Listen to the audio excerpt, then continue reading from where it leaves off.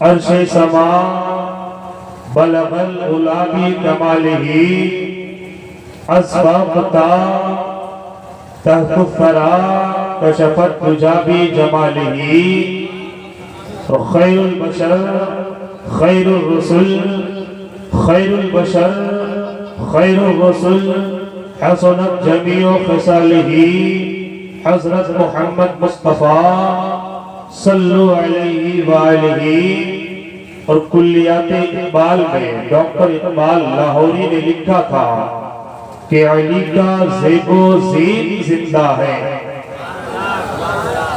علی کا زیب و زین زندہ ہے، فاطمہ کا چین زندہ ہے، علی کا زیب و زین زندہ ہے، فاطمہ کا چین زندہ ہے۔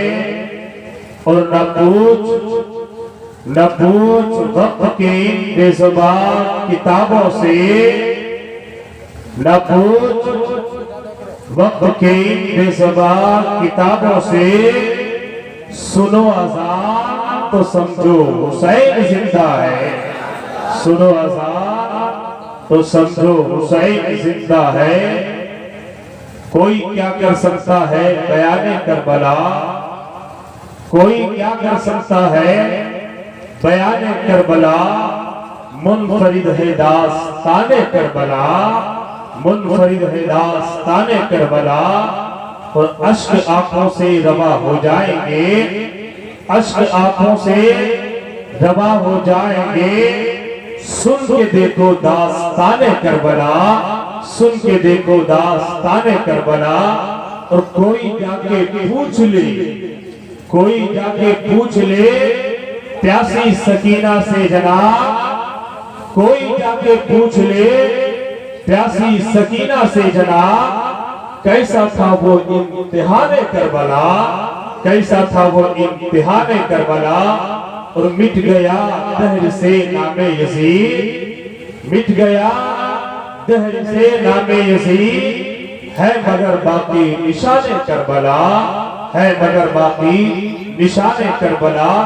عزیزان ملت اسلامیہ، آپ حضرات علی اور علی کے گھر والوں کے ذکر کے لیے بیٹھے ہیں، جو لوگ جا رہے ہیں مجھے ان سے کوئی شکایت نہیں ہے، کیونکہ یہ جانے کا وقت ہی ہے، 1:30 بج چکا ہے۔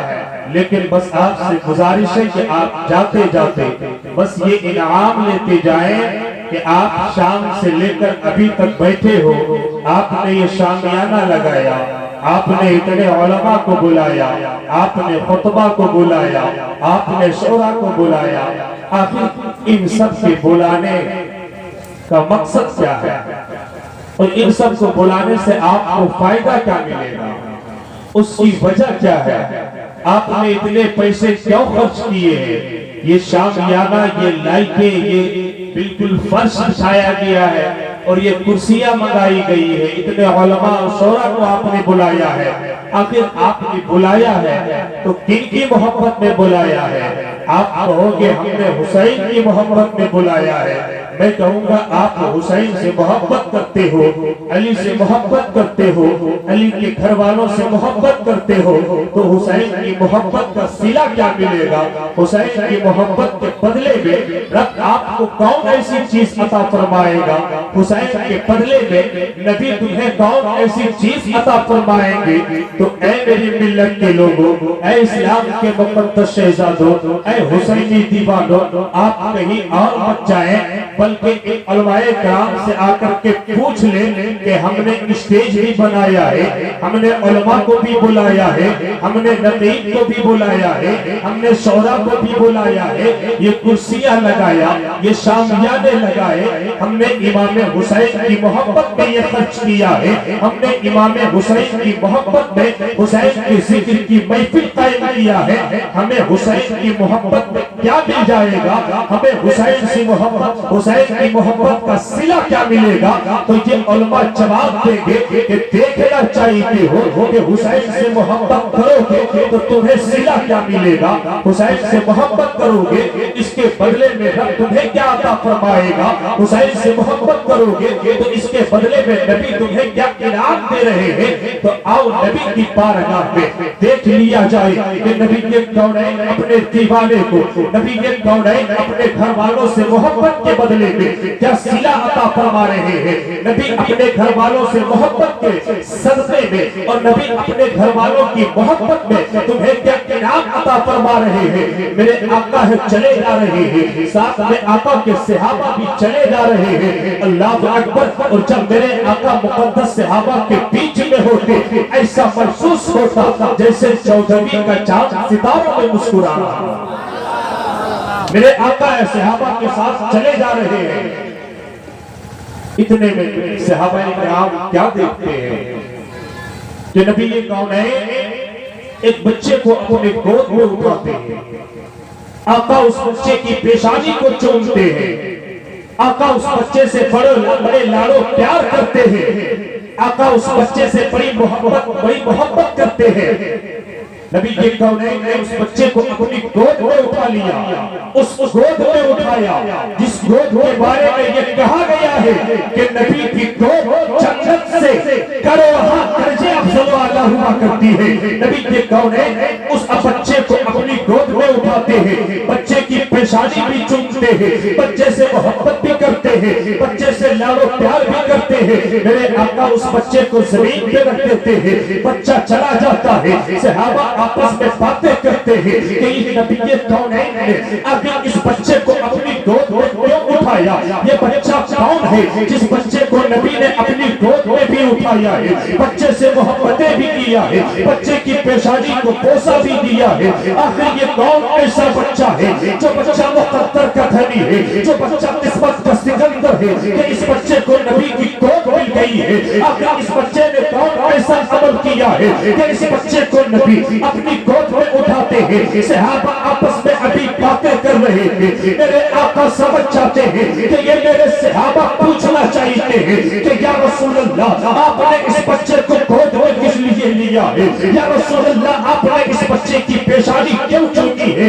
کیونکہ میرے آقا کی نبوت کے علم کا معاملہ یہ ہے کہ سر عرش پر ہے تیری گزر، دل فرش پر ہے تیری نظر، ملکوت و ملک میں کوئی شے نہیں جو تجھ پہ آیا نہیں ہے۔ میرے آقا کی نبوت کے علم کا معاملہ یہ ہے، میرے آقا سمجھ جاتے ہیں کہ یہ میرے صحابہ پوچھنا چاہتے ہیں کہ یا رسول اللہ آخر اس بچے نے کون ایسا عمل کیا ہے جس کی وجہ سے آپ نے بچے کو گود میں بھی لیا، اس کی پیشانی کو بھی چوما، آپ نے بچے سے لاڑ و پیار کیا ہے۔ یا رسول اللہ آخر اس بچے نے کون ایسا عمل کیا ہے؟ جب صحابہ چینی گوئیاں کر رہے تھے میرے آقا نے فرمایا تھا اے میرے صحابیوں جاننا چاہیے ہو کیا آپ نے اس بچے نے کون ایسا عمل کیا ہے؟ صحابہ فرماتے ہاں ہاں یا رسول اللہ ہم لوگ جاننا چاہیے کہ اس بچے نے کون ایسا کام کیا ہے کہ آپ اسے اپنی گود میں بھی لیتے ہیں، ان کی پیشانی کو بھی چومتے ہیں، اسے لاڑ و پیار بھی کرتے ہیں۔ اے جلسہ سجانے والے حسینی جو دیکھو نبی نے تمہیں کیا انعام عطا فرمایا ہے، نبی نے اپنے نواسے سے محبت کرنے والوں کو کیا انعام عطا فرمایا ہے۔ میرے آقا فرماتے ہیں اے میرے صحابیوں سنو یہ کوئی عام بچہ نہیں ہے بلکہ یہ وہی بچہ ہے کہ جب مدینے میں میرا حسین کھیلا کرتا تھا تو حسین کے قدم جہاں جہاں پڑتا تھا یہی بچہ وہاں کی مٹی اٹھا اٹھا کے اپنی پیشانی پہ لگا دیا۔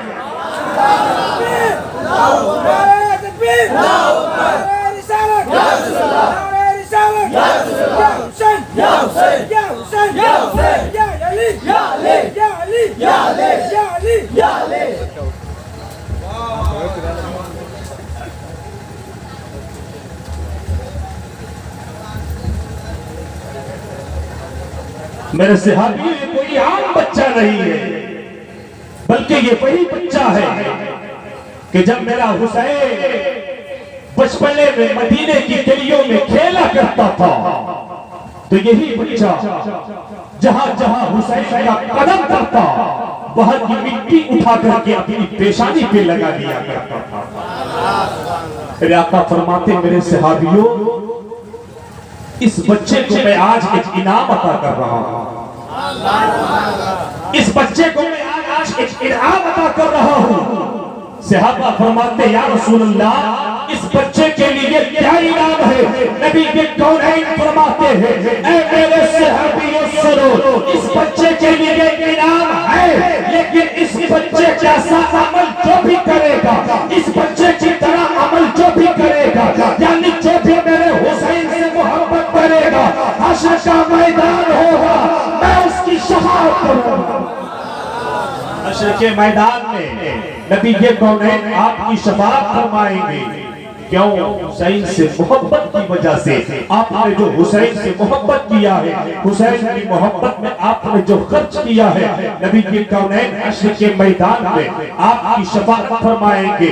بڑی تیزی کے ساتھ آپ سنتے چلے کلو شجرین یعرف بأثمارها کہ ہر ایک درخت اپنے پھل سے پہچانا جاتا ہے۔ آئیے بڑی تیزی کے ساتھ علی کی باتیں کر لیا جائے، پھر علی کے گھر والوں کی باتیں ہوں گی۔ اللہ اکبر میرے آقا ہے۔ فتح مکہ کے بعد نبی کے کونین بڑے شان و شوکت کے ساتھ خانہ کعبہ کے اندر داخل ہوتے ہیں۔ نبی نے ایک ایک بت کو، نبی نے ایک ایک مورتی کو نکال کے باہر پھینک دیا۔ ایک بت ہے خانہ کعبہ کے اندر 360 مورتیاں ہیں، خانہ کعبہ کے اندر 360 بت ہے۔ نبی کے کونین نے ایک ایک بت کو، ایک ایک مورتی کو میرے آقا نے باہر نکال کے پھینک دیا۔ ایک بت ہے، ایک مورتی ہے جو بالکل اوپر رکھی ہوئی ہے۔ میرے آقا نے فرمایا اینا علی، علی کہاں ہو قریب آ جاؤ۔ حضرت علی المرتضیٰ ہے، میرے آقا کے قریب آ گئے۔ حضرت علی المرتضیٰ فرماتے ہیں لبیک و سعدیک یا رسول اللہ، یا رسول اللہ آپ کا غلام حاضر ہے میرے آقا۔ میرے آقا فرماتے ہیں علی دیکھو خانہ کعبہ کے اندر ایک دو نہیں 360 بت تھے۔ علی میں نے 359 بتوں کو نکال کے باہر پھینک دیا ہے۔ اے علی دیکھو ایک بت ہے، ایک مورتی ہے جو اوپر ہے۔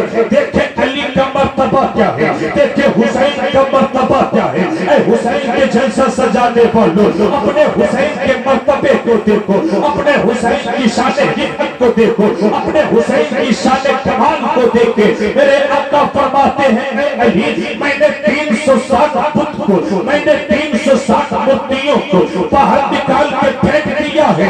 اے علی ایک مورتی ہے جو اوپر رکھی ہوئی ہے، علی اسے بھی نکال کے باہر پھینکنا ہے۔ علی ایسا کرو کہ میرے کاندھے پہ چڑھو اور میرے کاندھے پہ چڑھ کر کے علی اس مورتی کو باہر نکال کر کے پھینک دو۔ علی کا ادب دیکھیں، علی فرماتے ہیں یا رسول اللہ میں ایک امتی علی ہو کر کے نبی کے کاندھے پہ چڑھوں، ایسا نہیں ہو سکتا ہے۔ یا رسول اللہ آپ نبی ہیں، میں امتی ہوں، ایک امتی نبی کے کاندھے پہ چڑھے ایسا نہیں ہو سکتا ہے۔ میرے آقا فرماتے ہیں علی پھر کیا کیا جائے، پھر کیا کیا جائے۔ حضرت علی المرتضیٰ فرماتے ہیں کہ یا رسول اللہ آپ ایسا کریں کہ آپ علی کے کاندھے پہ چلے آئیں۔ یا رسول اللہ آپ ایسا کریں کہ آپ علی کے کاندھے پہ چلے آئے۔ میرے آقا فرماتے ہیں علی اگر صرف محمد ابن عبداللہ کا بوجھ ہوتا تو برداشت کر لیتے۔ علی اگر صرف محمد ابن عبداللہ کا بوجھ ہوتا تو برداشت کر لیتے، لیکن اے علی صرف محمد ابن عبداللہ کا بوجھ نہیں ہے بلکہ نبوت و رسالت کا بھی بوجھ ہے۔ علی نبوت و رسالت کے بوجھ کو برداشت نہیں کر سکتے ہو۔ علی فرماتے ہیں یا رسول اللہ پھر کیا کیا جائے۔ میرے آقا فرماتے ہیں علی ایسا کرو کہ نبی کے کاندھے پہ چلے، علی نبی کے کاندھے پہ چلے آؤ۔ علی المرتضیٰ ہے، فاتح خیبر ہے، داماد پیغمبر ہے، نبی کے کاندھے پہ سوار ہو جاتے ہیں۔ میرے آقا فرماتے ہیں علی جو بت ऊपर है, जो मूर्ति ऊपर है उसे तोड़ के बाहर निकालो। मेरे अली ने नबी के कांधे पे सवार होते हैं, अली अपने हाथों में लाठी लेते हैं, अपने हाथों में डंडा लेते हैं। अली उस मूर्ति को वहां से निकाल के बाहर फेंकते हैं। अली नीचे उतरे नबी के कांधे से। एक बार सफर में हजरत अली उमर जा रहे थे। हजरत उमर को वो मंजर याद आ जाता है कि फतेह मक्का के दिन नबी ने अली को अपने कांधे पे चढ़ाया था। फतेह मक्का के दिन नबी ने अली को अपने कांधे पे सवार किया था। हजरत उमर फारूक है अली जो मुर्तजा से पूछते हैं कि ए अली, जब नबी के कांधे पे सवार हुए थे तो तेरी ताकत का आलम क्या था? अली जब नबी के कांधे पे चढ़े थे तो तुम्हें कैसा महसूस हो रहा था? हजरत अली मुर्तजा फरमाते हैं कि ए उमर सुनो, जब मैं नबी के कांधे पे चढ़ा था तो मुझे कैसा महसूस हो रहा था ये मत पूछो। हजरत उमर कहते हैं अली बताओ तो सही, जब नबी के कांधे पे चढ़े थे, जब नबी के कांधे पे चढ़ करके अली चच्चों ने काबे के अंदर की मूर्तियों को बाहर निकाला था, अली तुम्हें कैसा लगता था? हजरत अली ने फरमाया था कि ऐ उमर सुनो, जब मैं नबी के कांधे पे चढ़ा था तो ऐसा लगता था कि अगर नबी की इजाजत हो मैं अर्श के खंभे को हिला के जमीन पे ले आऊं। नारे तकबीर, नारे तकबीर, नारे रिसालत, नारे रिसालत, दादे हुसैन कॉन्फ्रेंस, दादे हुसैन कॉन्फ्रेंस, नारे तकबीर, नारे रिसालत। मेरे आका फरमाते हैं,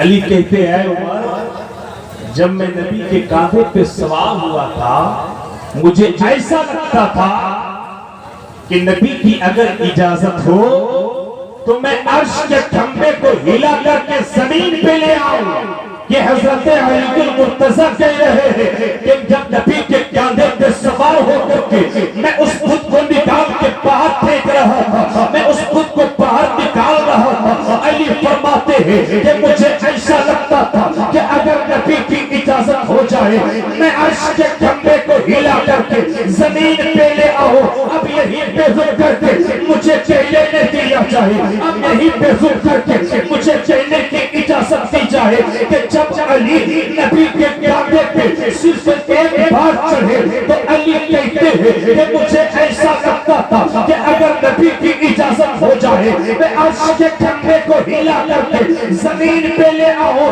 लेकिन मेरा हुसैन तो ऐसा हुसैन है कि हुसैन नबी के कांधे पे एक बार नहीं, हुसैन नबी के कांधे पे दो बार नहीं, हुसैन नबी के कांधे पे तीन बार नहीं, हुसैन नबी के कांधे पे चार बार नहीं, बल्कि मेरा हुसैन तो ऐसा हुसैन है कि नबी के कांधे पे बार बार चढ़ा करते थे। उस हुसैन की अज़मत का आलम क्या होगा, उस हुसैन की निफत का आलम क्या होगा।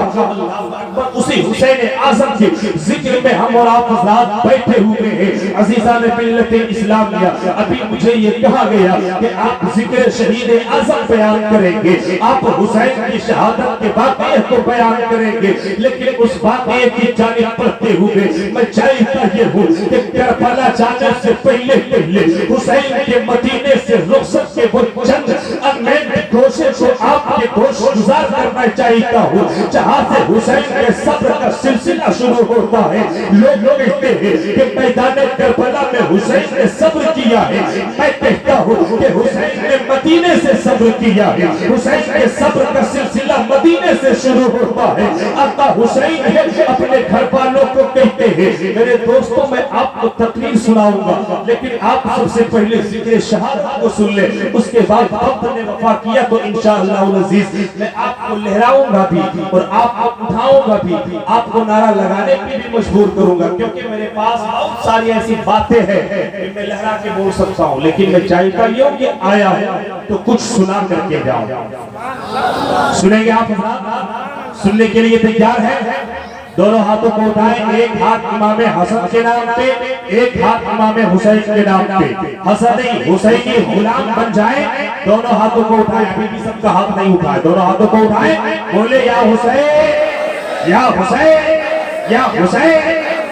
لوگ کہتے ہیں کہ حسین نے صبر میدان کربلا میں کیا ہے، لیکن حسین نے صبر کا سلسلہ اور حسین کے صبر کا سلسلہ مدینے سے شروع ہو گیا ہے.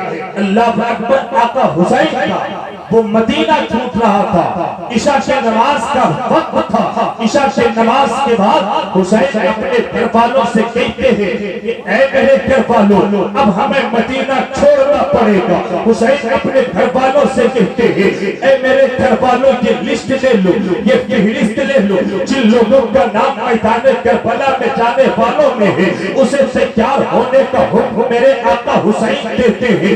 کہتے ہیں اے علی اکبر تیار ہو جاؤ، علی اصغر تیار ہو جاؤ، زین العابدین تیار ہو جاؤ، اے علی اکبر تیار ہو جاؤ، قاسم تیار ہو جاؤ، زینب تیار ہو جاؤ، شہربانو تیار ہو جاؤ. آقا حسین ہے اپنے گھر والوں کو تیاری کا حکم دیتے ہیں. اللہ اکبر. آج حسین کا وہ مدینہ چھوٹ رہا تھا جس مدینے میں حسین کا بچپنا بھی گزرا ہے، جس مدینے میں حسین کی جوانی بھی گزری ہے، جس مدینے میں حسین کا لڑکپن بھی گزرا ہے. ارے کوئی حاجی حج کے لیے جاتا ہے، ایک ہفتہ مدینے میں رہتا ہے، 8 دن مدینے میں رہتا ہے، 7 دن مدینے میں رہتا ہے. جب انہیں مدینہ چھوڑنا پڑتا ہے، اس حاجی کے دل کی کیفیت کا پتہ کر لے، اس حاجی کے دل پہ کیا گزرتا ہے. حالانکہ حاجیوں کو نہ مدینے میں اپنا گھر ہوتا ہے، نہ مدینے میں اپنا در ہوتا ہے، نہ حاجیوں کا مدینے میں کوئی کاروبار ہوتا ہے. لیکن میرا حسین تو ایسا حسین ہے کہ حسین کا مدینے میں سب کچھ ہے. آج اسی حسین کا مدینہ چھوٹ رہا ہے جس مدینے میں حسین کا نانا بھی ہے، جس مدینے میں حسین کی ماں فاطمہ بھی ہے، جس مدینے میں حسین کا سب کچھ ہے. حسین کا وہ مدینہ چھوٹ رہا ہے. اللہ اکبر. آقا حسین ہے اپنے گھر والوں کو تیاری کا حکم دیتے ہیں. آج حسین کا وہ مدینہ چھوٹ رہا تھا جس مدینے میں حسین چلتے تھے تو بڑے بڑے صحابہ اپنے کاندھے میں بیٹھانے کے بعد کہتے تھے کہ اے لوگوں، میں نے حسین کو اپنے کاندھوں پہ کیوں ہی نہیں بیٹھایا ہے، بلکہ نبی کو بٹھا کے دکھایا تھا تب بیٹھایا ہے. اللہ اکبر. میرے آقا حسین ہے اپنے مدینے میں جن کا گھر ہے. آقا حسین اپنے گھر والوں سے کہتے ہیں اے میرے گھر والوں تیار ہو جاؤ، میدان کربلا ہمیں جانا پڑے گا. آقا حسین ہے رات کو سناتا ہے، پورے رات پہ اس رات میں مدینے میں کسی کے گھر کا دروازہ نہیں کھلا ہے. کسی کے گھر کا دروازہ کھلا ہے تو وہ حسین ابن علی کے گھر کا دروازہ کھلا ہے. اس رات میں اس رات میں مدینے کی گلیوں میں کوئی چلنے والا نظر نہیں آ رہا تھا، کوئی چلنے والا نظر آ رہا تھا تو وہ حسین چل رہا تھا جس حسین کے چلنے سے نبی کا چلنا یاد آ جاتا ہے. آقا حسین ہے مدینے کی گلیوں میں دبے قدمے نکلتے ہیں. آقا عالم صلی اللہ علیہ وسلم کے مزار پر انوار پہ حاضری دیتے ہیں. کہتے ہیں اے میرے نانا جان، یہ آپ کا وہی حسین ہے نانا. جب حسین کو کوئی تکلیف ہوتی تھی نانا تو آپ کا چین بے چینی میں بدل جایا کرتی تھی، آپ بے قرار ہو جایا کرتے تھے. اے میرے نانا، یہ حسین آج آپ کے مزار کو چھوڑ رہا ہے. اے میرے نانا، میں میدان کربلا جا رہا ہوں، میرے لیے صبر و استقلال کی دعائیں کرنا. اے میرے نانا، میں مدینہ سے کربلا جا رہا ہوں. اے میرے نانا، میرے لیے صبر و استقلال کی دعائیں کرنا. آقا حسین اتنا کہتے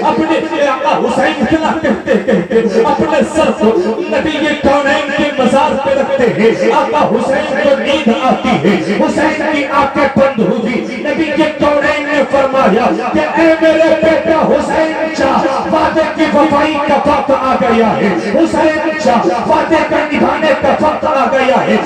حسین یاد رکھنا، جب تو میدان کربلا جائے گا تیری نگاہوں کے سامنے قاسم کی جوانی لوٹے گی، صبر کر لینا بیٹا حسین شاہ. تیری نگاہوں کے سامنے علی اکبر کی جوانی لوٹ لی جائے گی، صبر کر لینا بیٹا حسین شاہ. جب تیری نگاہوں کے سامنے قاسم کی جوانی لوٹ لی جائے گی، صبر کر لینا. جب تیری نگاہوں کے سامنے بیٹا علی اصغر کا حکم چھڑا کیا جائے گا، بیٹا حسین صبر کر لینا. اے میرے بیٹا گھر جا، گھر والے تیرا انتظار کر رہے ہیں. اللہ اکبر. حسین کی آنکھیں کھلتی ہے، حسین کی آنکھیں کھلی ہے. حسین سوچتے ہیں کہ نبی کے مزار پہ لیا جائے. حسین کا عشق کہہ رہا تھا حسین کربلا جا رہے ہو 3 دن بھوکا بھی رہنا پڑے گا. حسین کربلا جا رہے ہو 3 دن پیاسا بھی رہنا پڑے گا. حسین کا عشق کہہ رہا تھا کہ اے حسین نانا کے مزار سے دور مت جانا. حسین کی عقل کہہ رہی تھی حسین مدینہ چھوڑ کر مت جانا, لیکن حسین کی ذمہ داری کہہ رہی تھی حسین کربلا جانا پڑے گا, نبی کا دین بچانا. نعرہ تکبیر, نعرہ رسالت. خطیب اہل سنت حضرت مولانا فرید القادری امجدی مسلک اعلیٰ حضرت مشرب اہل سنت خواجہ کا ہندوستان ذکر شہدائے کربلا شریف. ماشاءاللہ یہ دیکھیں بریلی شریف خان کا ہے رضویت, وہ ایک دم برانڈیڈ شاعر کہہ لیا جائے, ڈیمانڈیڈ شاعر کہہ لیا جائے. الحمدللہ بریلی میں حضرت کی ایک شناخت ہے, اور بڑی سے بڑی خانقاہوں میں نے خود دیکھا ہے حضرت کو. جب میں دور طالب علمی میں تھا حضرت مرسل الشریعہ میں تشریف لے گئے تھے. الحمدللہ حضور محدث کبیر کی موجودگی میں حضور محدث کبیر نے خود ان کی نعتیہ شاعری کو سن کر کے انہیں پسند فرمایا اور ان کی شاعری کو پسند فرمایا.